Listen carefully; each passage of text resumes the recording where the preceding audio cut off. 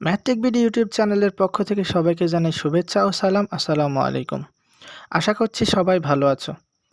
বন্ধুরা, আমাদের চ্যানেলটিতে থাকছে ষষ্ঠ থেকে দশম শ্রেণীর বিভিন্ন বিষয়ের সকল গাণিতিক সমস্যার সহজ সমাধান। বিশেষ করে এসএসসি পরীক্ষার্থীদের জন্য থাকছে বিশেষ ক্লাস। আজকে আমাদের ক্লাসের আলোচ্য বিষয় হচ্ছে নবম দশম শ্রেণীর ১৩ অধ্যায় অর্থাৎ ধারা অধ্যায় সকল খুঁটিনাটি বিষয়। তো চলো বন্ধুরা, কথা না বাড়িয়ে আমরা ক্লাস শুরু করি। ধারাকে আমরা দুইটি ভাগে ভাগ করতে পারি। কয়টি ভাগে? ধারাকে আমরা মূলত দুইটি ভাগে ভাগ করতে পারি। একটা হচ্ছে সমান্তর ধারা। কি ধারা? সমান্তর ধারা। আর অপরটি হচ্ছে গুণোত্তর ধারা।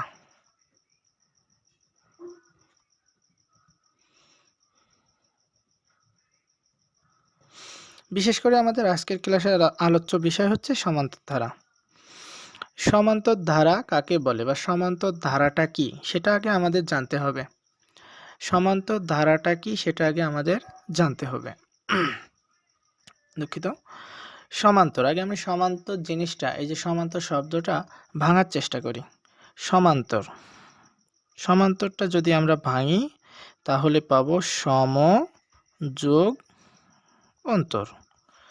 সমযোগ অন্তর, সমান্তর। আর এই সম শব্দের অর্থ হচ্ছে সমান। সম শব্দের অর্থ কি? সমান। এবং ওই অন্তর শব্দের অর্থ হচ্ছে বিয়োগফল বা বিয়োগ। ঠিক আছে, তাহলে আলটিমেটলি আমরা যেটা পেলাম, সমান্তর শব্দের অর্থ হচ্ছে সমান বিয়োগফল বিশিষ্ট। তাহলে সমান বিয়োগফল বিশিষ্ট কি হবে? আচ্ছা, তাহলে আমরা একটু দেখার চেষ্টা করি সমান বিয়োগফল জিনিসটা কি। যেমন আমি যদি একটা ধারা এখানে লিখি 2 + 4 + 6 + 8 প্লাস ... এখন এই যে ধারাটা আমরা লিখছিলাম বা এই যে ধারাটা আমরা লিখলাম, এই ধারার প্রত্যেকটা এখান থেকে দুইটা জিনিস আমাদেরকে আরো জানতে হবে। একটা হচ্ছে এই যে পদ এবং এই পদ, এই পদটা হচ্ছে পূর্বপদ। এই পদটা কি? পূর্বপদ। এবং এই যে পরবর্তীতে যে পদটা রয়েছে এটা হচ্ছে উত্তরপদ। উত্তরপদ। এখন খেয়াল করতে হবে, এই উত্তর পদ থেকে পূর্বপদ, পূর্ব মানে আগের আর উত্তর মানে পরে, এটা আমরা সবাই টুকটাক জানি। এখন উত্তর পদ থেকে পূর্ব পদের বিয়োগফল, অর্থাৎ পরপর দুইটি পদের বিয়োগফল যদি সমান হয় তাহলে সেটা হচ্ছে সমান্তর ধারা। যেমন আমরা 4 থেকে যদি 2 বিয়োগ করি তাহলে আমাদের ফলাফল আসবে 2। আবার 2 যখন থাকবে না, 6 এবং 4, 6 থেকে যদি আমরা 4 বিয়োগ করি তাহলে ফলাফল 2। আবার এটাও নাই, 8 থেকে যদি আমরা 6 বিয়োগ করি তাহলে ফলাফল কত? 2। অর্থাৎ এখানে যে পদগুলো আছে প্রত্যেকটা পরপর দুইটি পদের বিয়োগফল সবসময় কি আসবে? সমান। অর্থাৎ এই ধারাটা হচ্ছে সমান্তর ধারা। তাহলে সমান্তর ধারার সংজ্ঞাটা যদি আমরা এইভাবে বলি একেবারে সহজভাবে, যে ধারার পরপর দুইটি পদের বিয়োগফল সমান তাকে আমরা সমান্তর ধারা বলি। ঠিক আছে বন্ধুরা? তাহলে সমান্তর, যেহেতু আমাদের আজকের আলোচ্য বিষয় মূলত হচ্ছে সমান্তর ধারা, অর্থাৎ সমান্তর ধারা নিয়ে আমরা আজকে টোটাল ক্লাসটা আর কি কন্টিনিউ করব। তো সমান্তর ধারা, সমান্তর ধারা জিনিসটা কি তাহলে কি বোঝা গেল? আচ্ছা, যদি বোঝা যায় তাহলে আমরা সমান্তর ধারার কয়েকটা সূত্র আছে, সেই সূত্রগুলো জানার চেষ্টা করি। প্রথম সূত্র হচ্ছে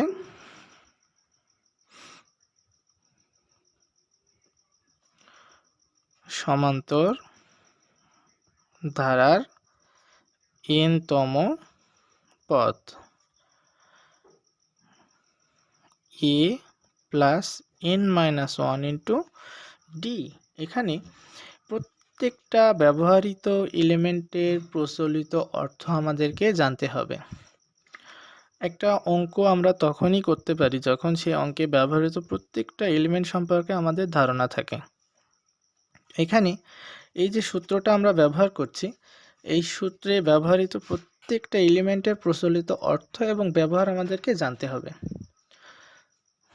যেমন এখানে আমরা যে শব্দটা লিখছি, অক্ষরটা লিখছি আমরা এ, এই এটা কি? এটা হচ্ছে প্রথম পদ। এটা কি? প্রথম পদ। এই যে ধারাটা আমরা লিখছিলাম, এর এই যে প্রথম যে পদটা আছে এটা হচ্ছে এ এর মান। এন হচ্ছে পদ সংখ্যা। এনটা কি? পদ সংখ্যা। অর্থাৎ এখানে যে কয়টা পদ থাকবে আর কি, সেগুলো গণনার পরে যে কয়টা আসবে ওটারে পদ সংখ্যা বলা হয়। এন সমান কি? পদ সংখ্যা। আর এই ডি সমান হচ্ছে সাধারণ অন্তর। ডি সমান কি? সাধারণ অন্তর। এই সাধারণ অন্তরটা আবার আমাদের জানতে হবে কি? সাধারণ অন্তর। সাধারণ অন্তর নির্ণয়ের একটা সূত্র আছে। সাধারণ অন্তর নির্ণয়ের সূত্র হচ্ছে অলওয়েজ টাইম দ্বিতীয় পদ মাইনাস প্রথম পদ। এটা হচ্ছে সাধারণ অন্তর নির্ণয়ের সূত্র। এখন দেখি আমাদের সমান্তর ধারার অঙ্ক টোটালি যে আমাদের অঙ্ক বইয়ে আর কি, নবম দশম শ্রেণীর বইয়ে 13.1 অর্থাৎ সমান্তর ধারা অধ্যায়ের যতগুলো অঙ্ক আছে সবগুলো অঙ্ক এই দুইটা সূত্রে করা যায়। আমরা একটা জানলাম, এরপরে আরেকটা জানব। সেটা হচ্ছে সমান্তর ধারার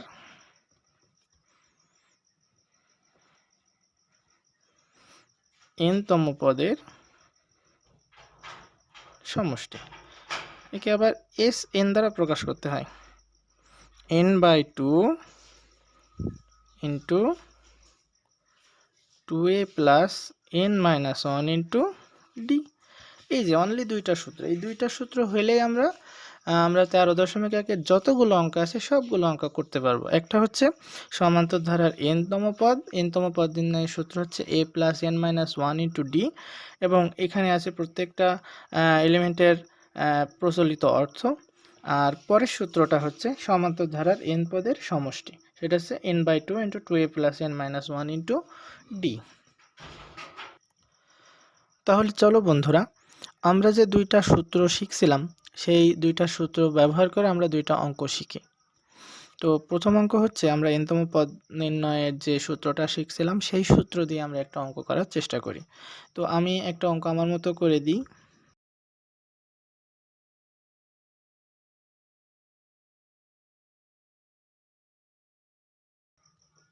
ঠিক আছে, আমরা এই অঙ্কটা করার চেষ্টা করি।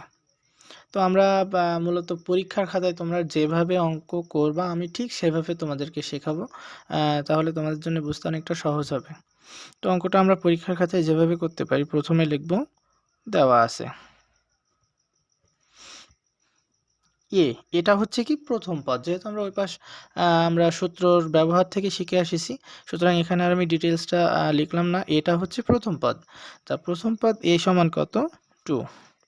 এবং সাধারণত ডি সমান আমরা সূত্রের ব্যবহার থেকে শিখে আসছি, ডি হচ্ছে কি? দ্বিতীয় পদ মাইনাস প্রথম পদ। অর্থাৎ সাধারণত নির্ণয়ের সূত্র হচ্ছে দ্বিতীয় পদ মাইনাস প্রথম পদ। তো আমাদের এখানে দ্বিতীয় পদ হচ্ছে 4 এবং প্রথম পদ কত? 2। 4 থেকে 2 বিয়োগ করলে 2। এবং আমার কোশ্চেনে যেটা বলছে ধারাটি সমান্তর ধারাভুক্ত হলে 8তম পদ কত? 8তম পদ অর্থাৎ ওটাই হচ্ছে কি? n-তম। অর্থাৎ n সমান কত? 8।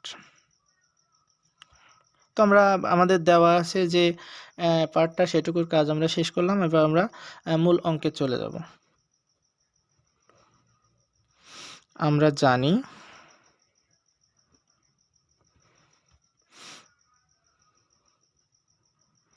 সমান্তর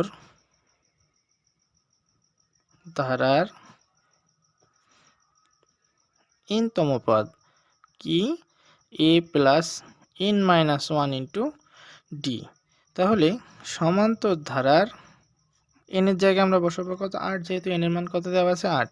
তাহলে 8তম পদ হচ্ছে a প্লাস 8-1 ইন্টু d। তো আমরা প্রত্যেকটার এবার মান বসাই। এর মান কত? 2। 8-এর থেকে একবার দিলে কত হয়? 7 গুণ ডি এর মান কত? ডি এর মান হচ্ছে 2। তাহলে 2 প্লাস 7 রে 2 দ্বারা গুণ করলে 7 2 14, 14 আর 2 16। এইটা হচ্ছে আমাদের অ্যান্সার। অর্থাৎ ধারাটির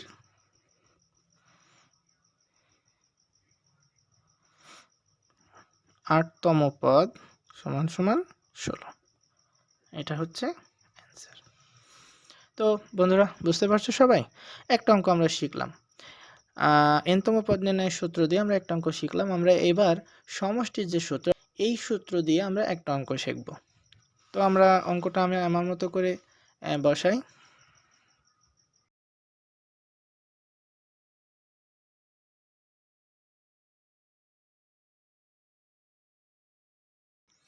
তো বন্ধুরা আমরা সেমভাবে যেভাবে আমরা পরীক্ষার খাতায় অঙ্কটা করব আমরা সেভাবে তোমার দেখানোর চেষ্টা করছি। দেওয়া আছে a সমান 2, ডি অর্থাৎ সাধারণ অন্তর সমান কি 4 - 2, 4 থেকে 2 বাদ দিলে 2। এখন n তম পদের সমষ্টি অর্থাৎ n এর মান কত? 8 তম পদের সমষ্টি অর্থাৎ n সমান সমান কত? 8। তাহলে আমরা জানি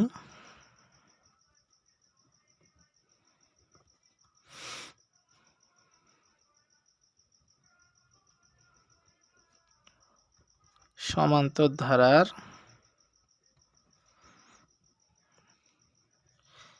n তম পদের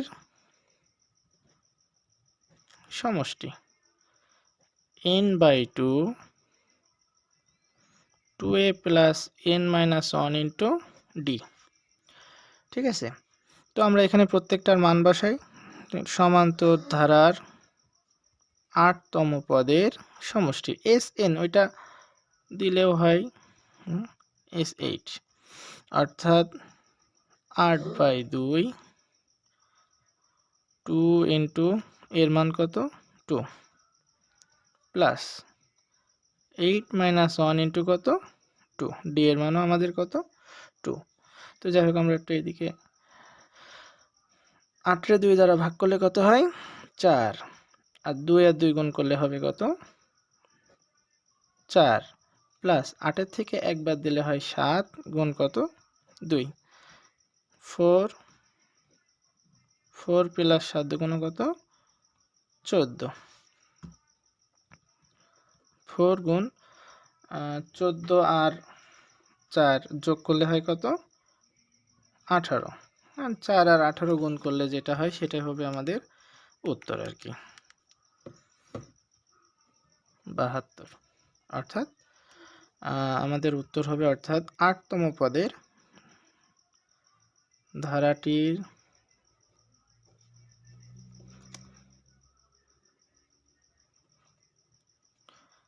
8 তম পদের সমষ্টি কত? 72। এই হলো আমাদের দুইটা সূত্রের ব্যবহার করে দুইটা অঙ্ক। আশা করছি সবাই বুঝতে পারছো। যদি কারোর কোনো সমস্যা হয়, তো বুঝতে কোনো সমস্যা হলে অবশ্যই কমেন্টস বক্স তোমাদের জন্য উন্মুক্ত থাকবে। অবশ্যই কমেন্টস বক্সে তোমরা তোমাদের সমস্যাগুলো জানাবা। আজকে আমরা শুধুমাত্র দুইটা সূত্রের ব্যবহারটা শিখছি। আগামী পর্বে থাকবে তোমাদের যে 13.1 অধ্যায় আছে, এই অধ্যায়ের A to Z অঙ্কের সকল সমাধান। আশা করছি তোমরা আমার সাথেই থাকবা। আর যদি কোনো সমস্যা হয়, কোনো জায়গায় অঙ্ক বুঝতে কোনো সমস্যা হলে অবশ্যই কমেন্টস করবা। ধন্যবাদ সবাইকে।